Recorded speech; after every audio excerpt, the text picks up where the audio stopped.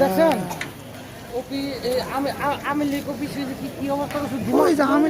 দেখা যায় না তো ওই ওই হালকা দেখা যায় হালকা ওই যে হালকা দেখা যাইতে হ্যাঁ আমি কমিশ করে দিছি হ্যাঁ তার সামনে যে আমরা ক্লিয়ার উঠে হ্যাঁ হ্যাঁ দেখছেন কি জ্বালান জ্বালাইছে কঠিন ওই শালা কঠিন কঠিন ওইটা কি সেনাবাহিনী ও হ্যাঁ